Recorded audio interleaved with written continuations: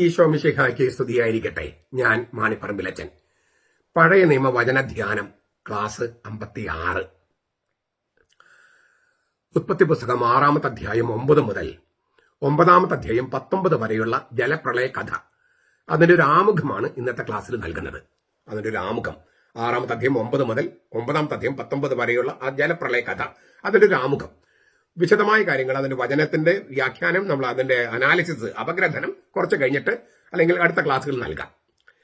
ഈ നോഹയുടെ കാലത്തെ മഹാപ്രളയം, പ്രളയം എന്ന് പറഞ്ഞാൽ ഇപ്പൊ നമുക്ക് മനസ്സിലാകും.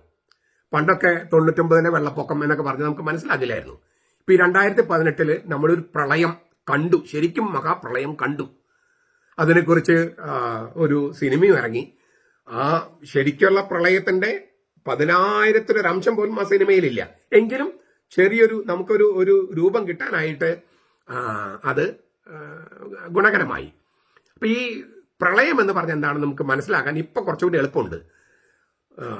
പലയിടത്തും അത് എത്ര വരെ വെള്ളം പൊങ്ങി എന്നൊക്കെ നമ്മളെല്ലാം നമ്മുടെ ഓർമ്മയിലുള്ളതാണ് ഈ 2018 പ്രളയം. നോഹയുടെ കാലത്തെ മഹാപ്രളയം. ഈ 2018 മുമ്പ് പ്രളയത്തെക്കുറിച്ചൊക്കെ പറഞ്ഞപ്പോൾ, ഈ നോഹയുടെ കാലത്തെ ജലപ്രളയം പറഞ്ഞപ്പോൾ പോലും എന്തൊരു അതിശയോക്തിയാണ്, ഇങ്ങനെയൊക്കെ പറയാമോ എന്നൊക്കെ തോന്നിയിട്ടുണ്ടാകാം. ഇപ്പൊ ഏതായാലും അത്രയും വലിയ വിമർശനം ഉണ്ടാകില്ല ഈ മഹാപ്രളയ കഥ പറയുമ്പോൾ. കാരണം നെടുമ്പാശ്ശേരി എയർപോർട്ടിന്റെ തന്നെ ഏത് നിലയിൽ വരെ വെള്ളം എത്തിയെന്നൊക്കെ നമുക്കറിയാം. അപ്പൊ നമ്മൾ അനുഭവിച്ചിട്ടുള്ളതാണ്. ഞാൻ ദുബായിൽ ഈ പ്രളയം കാരണം ഫ്ലൈറ്റ് ക്യാൻസലായി. ഞങ്ങൾ ഹോട്ടലിലേക്ക് കൊണ്ടുപോയി. പിന്നെ അവിടെ നിന്ന് വരാൻ പറ്റാതെ തിരുവനന്തപുരത്തേക്ക് പോയി. തിരുവനന്തപുരത്ത് പിന്നെ താമസിച്ച ഒരാഴ്ച കഴിഞ്ഞിട്ടാണ് ഞാൻ പിന്നെ കൊച്ചിയിലേക്ക് വന്നത്. അങ്ങനെ ആ പ്രളയവുമായിട്ട് പിന്നെ പ്രളയം ബാധിച്ച് നമ്മൾ റിലീഫ് ക്യാമ്പുകളിൽ, ഞാൻ വന്നു കഴിഞ്ഞിട്ട് റിലീഫ് ക്യാമ്പുകളിലൊക്കെ പോയി. പിന്നെ ഒരു 19 വീട്ടുകാർക്ക് ഒരു മുറിയെങ്കിലും പണിയാനുള്ള പൈസയൊക്കെ നമ്മൾ കൊണ്ടുപോയി കൊടുത്തു. ആർക്കാ കൊടുത്തെന്ന് പോലും എനിക്ക് ഓർമ്മയില്ല. കാരണം ആ പ്രളയം ബാധിച്ച സ്ഥലത്തേക്ക് നമ്മൾ പോകുന്നു, അവർക്ക് ഒന്നുമില്ലാത്തവർക്ക് കൊടുത്ത് പോരുന്നു. അങ്ങനെയൊക്കെയാണ് ചെയ്തത്. പിന്നെ ഒരു റിലീഫ് ക്യാമ്പുകളിലെല്ലാം നമ്മൾ ഭക്ഷണം കൊണ്ടു കൊടുത്തു. അപ്പം ഞാനൊരു പുണ്യം പറയല്ല, നേരിട്ട് അനുഭവം ഉണ്ടെന്ന് പറയാണ്. ഈ പ്രളയവുമായിട്ട് ബന്ധപ്പെട്ട് നമ്മൾ നേരിട്ട അനുഭവം നമ്മൾ എല്ലാവർക്കും ഉണ്ട്. അതിൽ പെട്ടവർക്കും പിന്നെ കുറെ പേര് മരിച്ചുപോയി, വണ്ടി പോയി. അപ്പോൾ ഞാൻ പറഞ്ഞ അനുഭവത്തിനേക്കാൾ എത്രയോ തീവ്രമായ അനുഭവം നിങ്ങൾക്കുണ്ട്. അപ്പൊ ഒരു പ്രളയം എന്ന് പറഞ്ഞാൽ മനസ്സിലാക്കാൻ ഇപ്പൊ നമുക്ക് മനസ്സിലാക്കാൻ കുറച്ചുകൂടി എളുപ്പമുണ്ടെന്ന് ഞാൻ പറഞ്ഞതിന്റെ ചുരുക്കം. മെസൊപ്പൊട്ടാമിയയിലെ ജലപ്രളയ കഥ ഉണ്ടായിരുന്നു.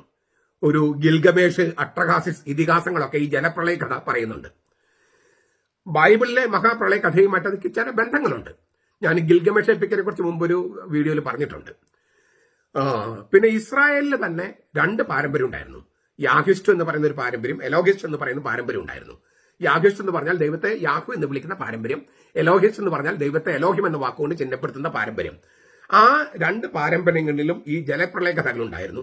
രണ്ടും തമ്മിൽ ചെറിയ അന്തരങ്ങളൊക്കെ ഉണ്ട്. ഈ 2 പാരമ്പര്യങ്ങളും ഒരു പുരോഹിത എഡിറ്റർ എടുത്ത് അവ പരിശോധിച്ച് രണ്ടും എടുത്ത് അതിൽ കുറച്ച് രാഗി മിനുക്കിയും ഒക്കെയാണ് ഇപ്പൊ നമ്മൾ കാണുന്ന ബൈബിളിൽ കാണുന്ന ഈ ജലപ്രളയ കഥ എഴുതിയത്, അല്ലെങ്കിൽ അത് എഡിറ്റ് ചെയ്തത്. മുൻപ് നിലനിന്ന കഥ അത് കുറച്ചുകൂടി എഡിറ്റ് ചെയ്തിട്ടാണ് പ്രസിദ്ധപ്പെടുത്തിയത്. അങ്ങനെ ചില വൈരുദ്ധ്യങ്ങളൊക്കെ ഉണ്ടെന്ന് തോന്നാം ഈ ബൈബിളിലെ കഥയ്ക്ക്. എങ്കിലും പൊതുവെ നല്ല പൊരുത്തമുള്ള ഒരു ജലപ്രളയ കഥയാണ്. നല്ലൊരു ചട്ടക്കൂടും അതിന് കൊടുത്തിട്ടുണ്ട്. ആ ചട്ടക്കൂട് എന്ന് പറയുന്നത് പ്രളയം ഉണ്ടായ വിധം അല്ല, പ്രളയത്തിലൂടെ ദൈവം നമ്മെ പഠിപ്പിക്കാൻ ആഗ്രഹിച്ച ദൈവശാസ്ത്രം, പാഠം, സന്ദേശം, വചന സന്ദേശം. ആ വചന സന്ദേശത്തിന്റെ വെളിച്ചത്തിലാണ് ചട്ടക്കൂട് ഉണ്ടാക്കിയിരിക്കുന്നത്. നമ്മളൊരു ഇപ്പൊ ഞാൻ പറഞ്ഞല്ലോ, 2018 പ്രളയം അപ്പാടെ പകർത്തി വെച്ചിരിക്കില്ല സിനിമയിൽ. അങ്ങനെ പകർത്തി വെക്കാൻ കഴിയത്തില്ല. അതിന്റെ ഒരു നഖചിത്രം, ചെറിയൊരു ഫീൽ ഉണ്ടാക്കാനായിട്ട് ശ്രമിച്ചിരിക്കുകയാണ്. അപ്പോ അയ്യോ ഇങ്ങനെയായിരുന്നോ 2018 ഈ സിനിമ പോലെയാണോ പ്രളയമായിരുന്നു എന്നൊക്കെ ചോദിച്ചാൽ നമുക്കൊരു സന്ദേശം നൽകുകയാണ് അതിന്റെ ലക്ഷ്യം. ഇതുപോലെ തന്നെ അന്നുണ്ടായ മഹാപ്രളയം, ആ പ്രളയത്തിലൂടെ ദൈവം നമുക്ക് നൽകുന്ന സന്ദേശം എന്ത്, അതിന്റെ വെളിച്ചത്തിലാണ് ചട്ടക്കൂട് ഉണ്ടാക്കിയിരിക്കുന്നത്. അല്ലാതെ ഓരോ ദിവസവും ഇങ്ങനെ അളന്ന് പ്രളയം അളന്ന് അങ്ങനെയല്ല. ചട്ടക്കൂട് എന്ന് പറയുന്നത് ദൈവം നമുക്ക് നൽകുന്ന സന്ദേശത്തിന്റെ വെളിച്ചത്തിലാണ്. മഹാപ്രളയം എന്ന് പറഞ്ഞാൽ അന്നുണ്ടായ, ചരിത്രത്തിലുണ്ടായ മഹാപ്രളയം. ആ ചട്ടക്കൂട്, ദൈവശാസ്ത്രപരമായ ചട്ടക്കൂട് എന്ന് പറയുന്നത് നമുക്കിങ്ങനെ ഏറ്റവും ചുരുങ്ങിയ തോതിൽ ഇങ്ങനെ പറയാം. അതിന്റെ 1-ാം ഘട്ടം എന്ന് പറയുന്നത് നോഹ പെട്ടകത്തിൽ കയറുന്നു. 2-ാം ഘട്ടം എന്ന് പറയുന്നത് വെള്ളം ഉയരാൻ തുടങ്ങുന്നു. 3, ദൈവം നോഹയെ ഓർക്കുന്നു. 4 അപ്പോൾ രണ്ടാമത്തെ എന്തായിരുന്നു? വെള്ളം ഉയരാൻ തുടങ്ങുന്നു. അതിന് നേർവിപരീതം ദൈവം നോഹയെ ഓർക്കുന്നു, വെള്ളം താഴാൻ തുടങ്ങുന്നു, വെള്ളം പിൻവാങ്ങാൻ തുടങ്ങുന്നു. പിന്നെ ഒന്നെന്തായിരുന്നു? നോഹ പെട്ടകത്തിൽ കയറല്ലേ. ഇപ്പോ അവസാനം നോഹ പെട്ടകത്തിൽ പുറത്തു വരുന്നു. അപ്പോൾ 1ഉം 5ഉം ഒരുപോലെ ഇരിക്കും. ഏകദേശം നോഹ പെട്ടകത്തിൽ കയറുന്നു, നോഹ പെട്ടകത്തിൽ പുറത്തു വരുന്നു. 2ഉം 4ഉം ഏതാണ്ട് ഒരുപോലെ ഇരിക്കും. വെള്ളം ഉയരാൻ തുടങ്ങുന്നു, വെള്ളം പിൻവാങ്ങാൻ തുടങ്ങുന്നു. ഈ കിയാസം എന്ന് തന്നെ പറയാം. കിയാസം, കീ എന്നൊരു അക്ഷരമുണ്ട്. നമ്മുടെ ഇംഗ്ലീഷിൽ എക്സ് പോലെ ഇരിക്കും ഗ്രീക്കില്. അതിന്റെ ആകൃതിയിലുള്ള ഒരു ചട്ടക്കൂട് എന്ന് തന്നെ പറയാം. ബൈബിൾ ഒരുപാട് ഉപയോഗിച്ചിരിക്കുന്നതാണ് ഈ കിയാസ് എന്ന് പറയണേ. സി ഇല്ലേ, നമ്മൾ എക്സ് എന്നുള്ളതിന്റെ പകുതി എടുത്തു കഴിഞ്ഞാൽ ഒരു ഇങ്ങനെ ഇരിക്കില്ലോ, ഇങ്ങനെ ഒരു വെട്ട് പോലെ ഇരിക്കില്ലോ. ആ ക്രമത്തില് ഇപ്പൊ മുകളിലും താഴെയും ഏതാണ്ട് ഒരുപോലത്തെ, പിന്നെയുള്ളതും മുകളിലും അടിയിലുള്ളതും ഏകദേശം ഒരുപോലെ, നടുക്ക് അതിന്റെ ഏറ്റവും പ്രധാനപ്പെട്ട സന്ദേശം. ഇതിനാണ് കിയാസ് എന്ന് പറയണേ. അപ്പൊ നോഹ പെട്ടകത്തിൽ കയറുന്നു. അതിന് നേർ വിപരീതം, റിവേഴ്സ് പാരലലിസം ആണ് കിയാസത്തിന് മറ്റൊരു പേര്. വിപരീത സമാന്തരം. അപ്പോ നോഹ പെട്ടകത്തിൽ കയറുന്നു, വിപരീതമായിട്ട് നോഹ പെട്ടകത്തിൽ പുറത്തു വരുന്നു. വെള്ളം ഉയരാൻ പൊങ്ങുന്നു, വെള്ളം താഴാൻ തുടങ്ങുന്നു. നടുക്ക് ദൈവം നോഹയെ ഓർക്കുന്നു. വളരെ മനോഹരമായിട്ടുള്ള ഒരു ചട്ടക്കൂടാണ്. 10.5 മാസമാണ് മഹാപ്രളയം നീണ്ടു നിന്നത്. 10.5 മാസം. 40 ദിവസത്തേക്ക് വെള്ളം ഉയർന്നുകൊണ്ടിരുന്നു. ഉൽപ്പത്തി 7:4. 5 മാസത്തേക്ക് വെള്ളം നിലനിന്നു. ഉൽപ്പത്തി 7:24. പിന്നെ 5.5 മാസം കൊണ്ട് വെള്ളം കുറേശ്ശെ പിൻവാങ്ങാൻ തുടങ്ങി. ഉൽപ്പത്തി 8:3 മുതൽ 13 വരെ. എങ്കിലും 1 വർഷത്തിലേറെ നോഹയും കൂട്ടരും പെട്ടകത്തിൽ കഴിയേണ്ടി വന്നു. ഈ വെള്ളം താന്നാലും പിന്നെ ഭൂമിയൊക്കെ ഒന്ന് ഉറച്ച് മണ്ണൊക്കെ ഒന്ന് ശരിപ്പെടുത്തി വരാനായിട്ട്. ഇതാണ് ഇതിന്റെ ഈ ചട്ടക്കൂടിലൂടെ മുന്നിട്ട് വയ്ക്കുന്നത്. ഇതിന്റെ ദൈവശാസ്ത്രം എന്താണ്? ഈ ജലപ്രളയത്തിന്റെ ദൈവശാസ്ത്രം. 1, മനുഷ്യന്റെ അക്രമത്തിന്റെ രക്തക്കറകള് കഴുകിക്കളഞ്ഞ് ലോകത്തെ പുതിയ സൃഷ്ടിയാക്കുകയാണ് ജലപ്രളയത്തിലൂടെ ദൈവം ചെയ്യുന്നത്. മനുഷ്യന്റെ അക്രമത്തിന്റെ രക്തക്കറകൾ നമ്മൾ കണ്ടു കഴിഞ്ഞതാണ്. കായേൻ വയലിൽ വെച്ച് ഹാബേലിനെ കൊന്നു. പിന്നെ ലാമക്കിന്റെ പ്രതികാരം 77 ഇരട്ടിയായിരിക്കുമെന്ന് പറഞ്ഞ പ്രതികാരത്തിന്റെ കഥകൾ. പിന്നെ നമുക്കറിയാവുന്ന സംഗതിയാണ് ഈ ദൈവപുത്രന്മാരും മനുഷ്യപുത്രന്മാരും നമ്മൾ അവിഹിത ബന്ധത്തിലൂടെ രാക്ഷസന്മാരുടെ ജനനം, അതായത് തിന്മയുടെ അതിപ്രസരം. അപ്പൊ ഇങ്ങനെ ഒരുപാട് അക്രമത്തിന്റെ രക്തക്കറകളാണ്. അതെല്ലാം കഴുകിക്കളഞ്ഞ് ലോകത്തെ പുതിയ സൃഷ്ടിയാക്കുകയാണ് ജലപ്രളയത്തിലൂടെ ദൈവം ചെയ്യുന്നത്. അതാണ് 1ാമത്തെ ദൈവശാസ്ത്രം. അതുകൊണ്ട് തന്നെ സൃഷ്ടികഥയുമായി, ഈ പ്രപഞ്ച സൃഷ്ടിയുമായി മഹാപ്രളയ കഥയ്ക്ക് പല സമാന്തരങ്ങളുണ്ട്. അത് ഈ ശുദ്ധീകരണവുമായി ബന്ധപ്പെട്ടാണ്. മനുഷ്യ ചരിത്രത്തെ 2ആയി തിരിച്ച മഹാപ്രളയമായിരുന്നു നോഹയുടെ കാലത്തേത്. ജലപ്രളയത്തിന് മുമ്പുള്ള ചരിത്രത്തെ ആദ്യ ചരിത്രം, പ്രോട്ടോ ഹിസ്റ്ററി എന്നാണ് പറയുക. ജലപ്രളയത്തിന് ശേഷമുള്ള ചരിത്രത്തെ ഫസ്റ്റ് ഹിസ്റ്ററി, ആദ്യ ചരിത്രം എന്ന് പറയും. പൂർവ്വ ചരിത്രം എന്ന് പറയും, പ്രീ ഹിസ്റ്ററി. പ്രോട്ടോ ഹിസ്റ്ററി, മഹാപ്രളയത്തിന് മുമ്പുള്ളത് പ്രോട്ടോ ഹിസ്റ്ററി, ആദ്യ ചരിത്രം.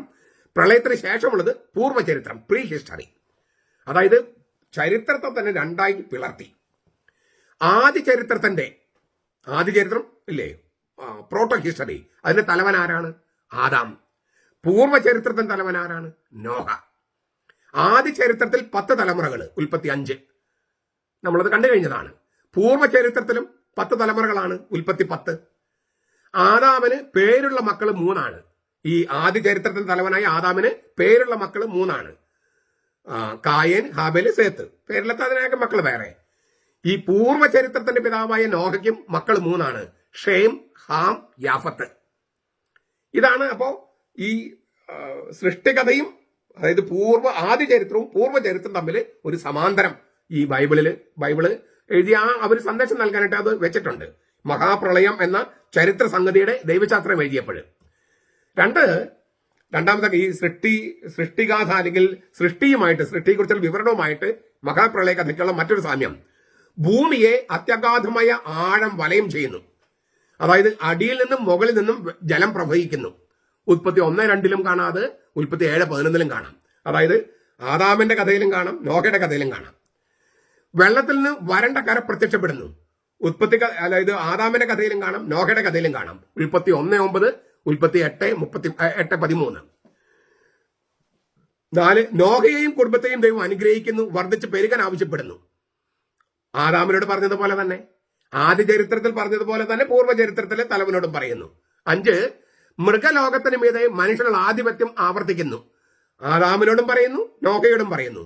ഉൽപ്പത്തി 1:26, 9:2. ഓരോ മൃഗവും ദേവനോ ദേവിയോ അമ്മയോ അല്ല എന്നും അവയ്ക്ക് ആത്മാവില്ലെന്നും ഇതിലൂടെ വ്യക്തമാക്കുകയാണ്. മൃഗലോകത്തിന് മീതെ മനുഷ്യനുള്ള ആധിപത്യം സ്ഥാപിക്കുന്നതിലൂടെ. അങ്ങനെയൊക്കെ ചെയ്തിട്ടും ഇപ്പോഴും മൃഗങ്ങളെ കൊല്ലാൻ പാടില്ല, പശുക്കളെ കൊല്ലാൻ പാടില്ല, പന്നിയെ കൊല്ലാൻ പാടില്ല എന്ന് പറഞ്ഞ ആൾക്കാർ നടക്കുന്നുണ്ട്. അതായത് അവയ്ക്ക് ആത്മാവുള്ള പോലെയോ അവിശുദ്ധമായിട്ട് കണക്കാക്കിയിട്ടോ ദേവനും ദേവിയെന്ന് കണക്കാക്കിയിട്ടോ. അപ്പൊ ഇതൊക്കെ അന്നോട്ട് പഠിപ്പിച്ചിട്ടും ആളുകളുടെ തലയിലേക്ക് കയറിയിട്ടില്ല. പിന്നെ ആഹാര പദാർത്ഥങ്ങൾ നൽകപ്പെടുന്നു ആദ്യ ചരിത്രത്തിലും പൂർവ്വചരിത്രത്തിലും. ഉൽപ്പത്തി 1:29, ഉൽപ്പത്തി 9:7. പിന്നെ ദിനങ്ങളും ഋതുക്കളും തുടരുമെന്നുള്ള ദൈവത്തിന്റെ വാഗ്ദാനം ആദാമിനും നൽകപ്പെടുന്നു, നോഹയ്ക്കും നൽകപ്പെടുന്നു. ഉൽപ്പത്തി 1:14, ഉൽപ്പത്തി 8:22. അപ്പോ ആദാമിന്റെ കഥയും നോഹയുടെ കഥയും തമ്മിൽ ഒരുപാട് സമാന്തരങ്ങളുണ്ട്. ആ സമാന്തരങ്ങൾ തന്നെയാണ് ഞാനിപ്പോ ഇത്രയും അവതരിപ്പിച്ചത്. ചുരുക്കത്തില് ദൈവം ലോകത്തെ സ്നേഹിക്കുന്നു, അത് പാപത്തിന്റെ കറ പുരണ്ട് വൃത്തികേടാകുമ്പോൾ അതിനെ നവീകരിച്ച് പുതിയ സൃഷ്ടിയാക്കുന്നു. ഇതാണ് ഈ മഹാപ്രളയ കഥയിലൂടെ നൽകപ്പെടുന്ന പ്രധാനപ്പെട്ട സന്ദേശങ്ങളിൽ ഒന്ന്. പുതിയ നിയമമായിട്ട് ബന്ധപ്പെടുത്തുമ്പോൾ ക്രിസ്തുവിലൂടെ നൽകപ്പെടുന്ന രക്ഷാകര കൃപയുടെയും പാപക്കറകൾ കഴുകിക്കളഞ്ഞ ജ്ഞാനസ്നാനത്തിന്റെയും ഒരു പ്രാക് രൂപം, പ്രോട്ടോടൈപ്പ്, പൂർവ്വരൂപമായിട്ടാണ് പുതിയ നിയമം ജലപ്രളയത്തെ വീക്ഷിക്കുന്നത്. 1 പത്രോസ് 3:20-21, കത്തോലിക്ക സഭയുടെ മതബോധനം 701, 1219 ഒക്കെ നിങ്ങൾക്ക് വായിക്കാം. വിശുദ്ധ സിപ്രിയാൻ ലേഖനങ്ങൾ എന്ന രചനയിൽ പറയുന്നത് ഏകസത്യസഭയുടെ പ്രതീകമാണ് നോഹയുടെ പെട്ടകം എന്നാണ്. ഏകസത്യസഭയുടെ ഒരു പ്രതീകമാണ് നോഹയുടെ പെട്ടകം. ഒരു ലാക്ഷണികമായിട്ട് വ്യാഖ്യാനിച്ചില്ല, അലിഗോറിക്കല്. വിശുദ്ധ ആഗസ്തീനോസ് ഫൗസ്തൂസിനെതിരെ എന്നുള്ള രചനയില് 12, 14 മുതൽ 15 വരെയുള്ള ഭാഗങ്ങള് വിശുദ്ധ ആഗസ്തീനോസ് പറയുന്നത് വെള്ളത്തിലൂടെയും മരത്തിലൂടെയുമാണ് നോഹയുടെ കുടുംബം രക്ഷപ്പെട്ടത്. വെള്ളത്തിലൂടെയും പെട്ടകം എന്ന മരത്തിലൂടെയും. കുരിശാകുന്ന മരത്തിൽ യേശു അനുഭവിച്ച സഹനത്തിന്റെ പ്രതീകമായ മാമോദീസയുടെ ജലത്തിലൂടെയാണ് യേശുവിന്റെ യുഗാന്ത കുടുംബക്കാര് രക്ഷ പ്രാപിക്കുന്നത്.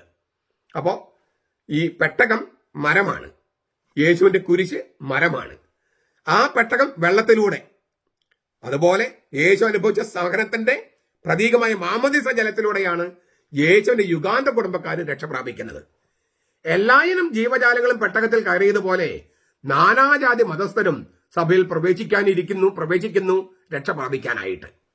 ഇത് വിശുദ്ധ ആഗസ്തീനോസിന്റെ വ്യാഖ്യാനമാണ് ഫൗസ്തൂസിനെതിരെ എന്നുള്ള ആ രചനയില്. മറ്റു ചില സന്ദേശങ്ങളും ഈ ജലപ്രളയ കഥ നൽകുന്നുണ്ട്. 1, മനുഷ്യന്റെ ദുഷ്ടത വർദ്ധമാനമായി കൊണ്ടിരിക്കുന്നു. എന്നാൽ ചില ശിക്ഷകളിലൂടെ അതിന് കടിഞ്ഞാണിടാൻ ദൈവം തീരുമാനിച്ചു കൊണ്ടിരിക്കുന്നു. മനുഷ്യരെങ്ങനെ ദുഷ്ടത പ്രവർത്തിക്കുന്നു, പക്ഷെ ദൈവം അതിനെങ്ങനെ കടിഞ്ഞാണിടാൻ ചില ശിക്ഷകളും ചില അച്ചടക്ക നടപടികളും സ്വീകരിച്ചു കൊണ്ടിരിക്കുന്നു. ഒരു സന്ദേശം ഈ മുമ്പ് പറഞ്ഞ സന്ദേശത്തിന് കൂടാണ്ടുള്ളത്. പിന്നെ 2, ദൈവം സ്നേഹം മാത്രമല്ല, അവൻ നീതിമാനാണ്, കാരുണ്യവാനുമാണ്. അപ്പോ ദൈവം സ്നേഹമാണ്, കാരുണ്യമാണ്, പക്ഷെ നീതിമാനുമാണ്. ദുഷ്ടരെ ശിക്ഷിക്കുന്നതോടൊപ്പം നീതിമാന്മാരെ രക്ഷിക്കാനും ദൈവം മനസ്സ് വയ്ക്കുന്നു. ദുഷ്ടരെ ശിക്ഷിക്കും, നീതിമാന്മാരെ രക്ഷിക്കും. അത് ദൈവത്തിന്റെ രീതിയാണ്. ക്രിസ്തു വന്നിട്ടും അങ്ങനെയൊക്കെ തന്നെയാണ്. രക്ഷ പ്രാപിക്കാനുള്ളവർക്ക് അത് ഇല്ലേ, കുരിശ് അല്ല, നാശത്തിന്റെ വഴിയിൽ സഞ്ചരിക്കുന്നവർ കുരിശ് എന്നും ഇടർച്ചയാണ്. രക്ഷ പ്രാപിക്കാനുള്ളവർക്ക് അതെന്നും ശക്തിയാണ്. ഇത് പൗലോസ് പറഞ്ഞിരിക്കുന്നത്. ശിമിയോൻ ഈശോയെ കൈകളെടുത്ത് പറഞ്ഞു, ഇവൻ വളരെയേറെ പേരുടെ ഉയർച്ചയ്ക്കും കുറെ പേരുടെ തകർച്ചയ്ക്കും കാരണമാകുന്നതാണ്. അപ്പൊ സ്നേഹമായിരിക്കുന്ന ദൈവത്തിന് എങ്ങനെ നരകം സൃഷ്ടിക്കാമെന്നുള്ളതിന് ചോദിക്കുകയാണിത്. അവൻ സ്നേഹം മാത്രമല്ല, കാരുണ്യം മാത്രമല്ല, അവൻ നീതിമാനും കൂടിയാണ്.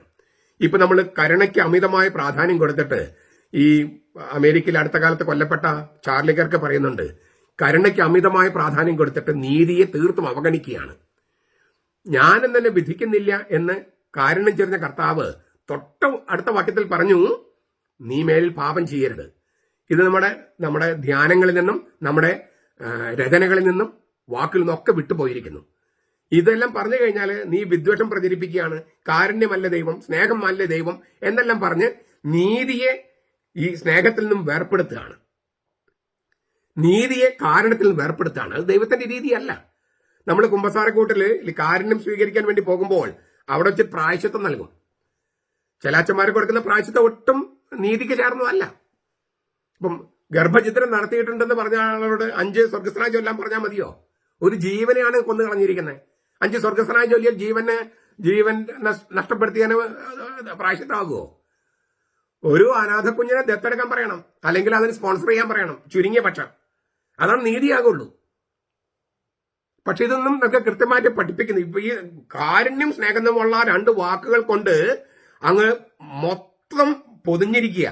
വിശ്വാസവും വേണ്ട, മറ്റൊന്നും വേണ്ട. ഇപ്പൊ നമ്മള് ഇന്നലെ കരുണയുടെ ഞായർ എന്നെ വല്ലാതെ അതിശയിപ്പിക്കുകയാണ്. പ്രത്യേകിച്ചും ഭാരതത്തില് ബൈബിളില് ഒരു സ്ലീഹ അത് ഏറ്റവും ഉന്നതമായ വിശ്വാസ പ്രഖ്യാപനം നടത്തിയിരിക്കുന്നു.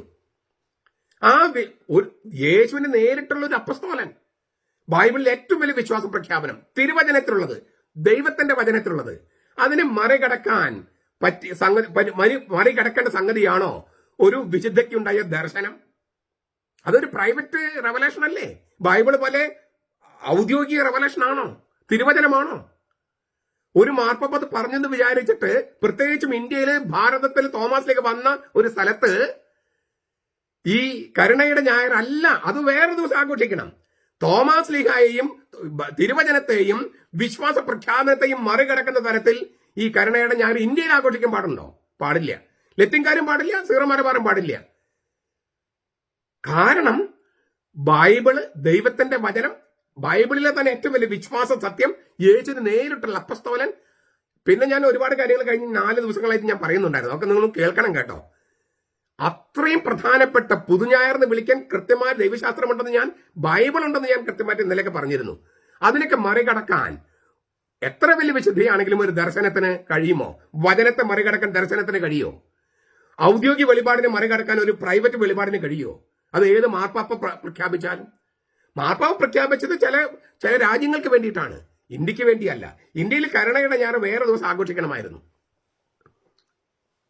അത് മെത്രാന്മാരെല്ലാം കൂടി മാർപ്പാപ്പയ്ക്ക് ഒരു പരാതി കൊടുക്കണം, അല്ലെങ്കിൽ CBCIക്കൊക്കെ പറയണം, ഇന്ത്യയിൽ ഇങ്ങനെ നടത്താനായിട്ട് CBCI തീരുമാനിക്കണം.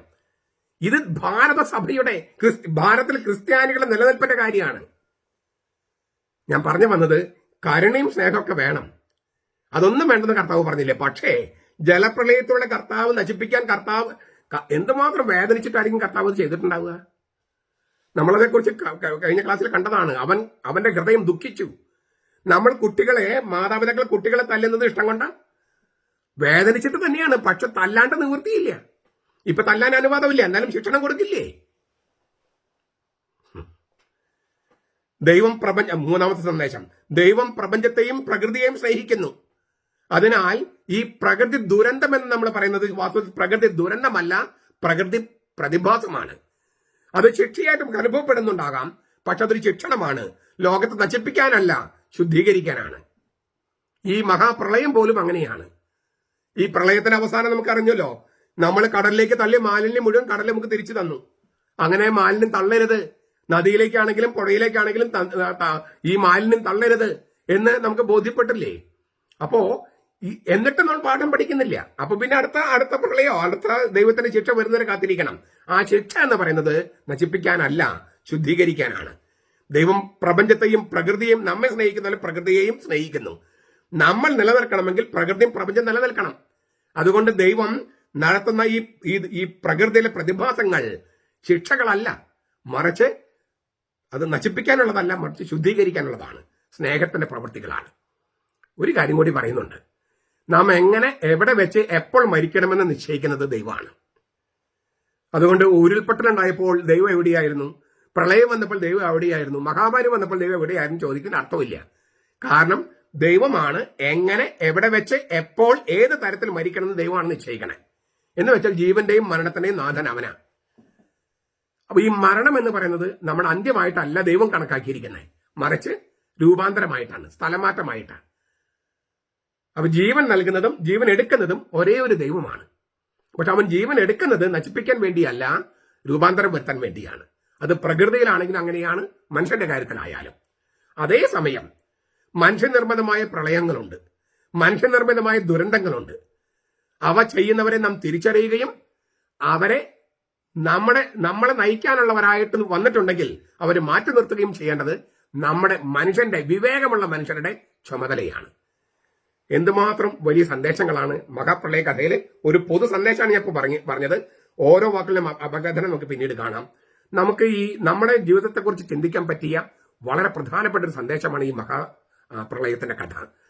നമുക്ക് ഓരോരുത്തർക്കും ചിന്തിക്കാനും സഭയെക്കുറിച്ച് ചിന്തിക്കാനും, നമ്മളേതെങ്കിലും സംഘടനയിലോ ഒക്കെ പ്രവർത്തിക്കുന്നെങ്കിൽ അവിടെയൊക്കെ ഇതേക്കുറിച്ച് ചിന്തിക്കാനും, ഇതിനനുസരിച്ചുള്ള ഈ സന്ദേശങ്ങൾ, ഇപ്പൊ ഞാൻ ഈ പറഞ്ഞ സന്ദേശം തന്നെ ഒരുപാട് ഡെവലപ്പ് ചെയ്യാം, വികസിപ്പിക്കാം. അത് വികസിപ്പിച്ച് ചെയ്യേണ്ടത് നിങ്ങളുടെയും എന്റെയും ഓരോരുത്തരുടെയും കടമയാണ്. നമുക്കതിലേക്ക് കടക്കാനായിട്ട് ഈ മഹാപ്രളയ കഥ നമ്മെ പ്രേരിപ്പിക്കട്ടെ. നമ്മുടെ കർത്താവ് ഈശോ മിശിഹായുടെ കൃപയും പിതാവായ ദൈവത്തിന്റെ സ്നേഹവും പരിശുദ്ധാത്മാവിന്റെ സഹവാസവും നാം എല്ലാവരോടും കൂടി ഉണ്ടായിരിക്കട്ടെ, ഇപ്പോഴും എപ്പോഴും എന്നേക്കും. ആമേൻ.